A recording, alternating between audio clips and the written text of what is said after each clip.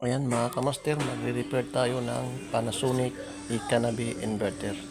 So ang concern ng ating customer is maingay daw sa loob ng compartment.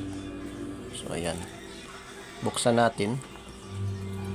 Din kung maririnig natin is napakaingay nga.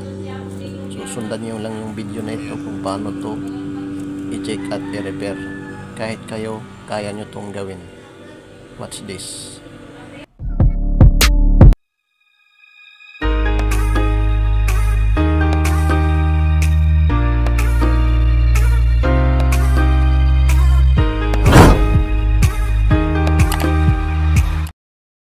Ayan mga kamaster, buksan natin yung compartment.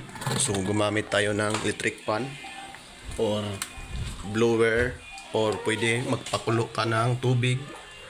Buhusan mo yung compartment area. Then sa loob nito is may blower fan, may mga sensor, may defrost heater. Ayan, yan yung i-check natin dyan sa loob. So ang problema talaga yung maingay. Pag hindi na umikot yung blower fan, kahit tapos na natin to na linis, automatic papalitan natin ng blower fan. Pag ganun pa rin, so ibig sabihin baka sumasayad lang doon yung blower fan sa yelo, kaya nag-ugong siya. So paano magbukas? So may dalawang screw dito, yan, din hatakin mo pa pababa. Yan. Kasi hindi yan matanggal pag tinanggal mo agad, kasi matigas to, nag-yelo.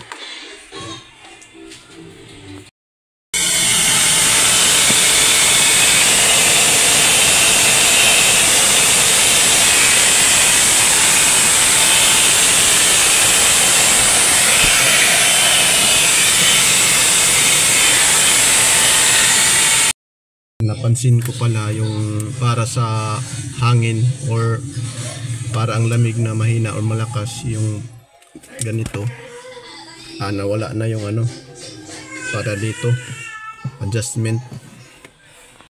Mga master, binuksan na natin. So makikita natin is nag-yelo.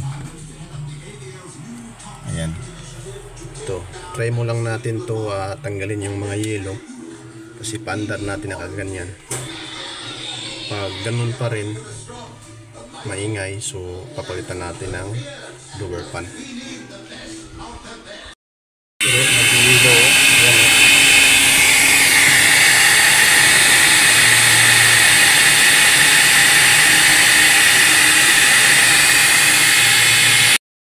Ayan mga kamaster, try na natin to ipaandar.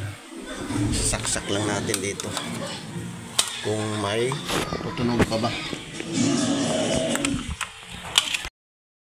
Yan mga master, nakasaksak na. So ayan, umikot na walang tunog. So hanggang dito lang ang video. Sana natutunan kayo paano ito i-check at i-repair. Peace out mga kamaster. God bless.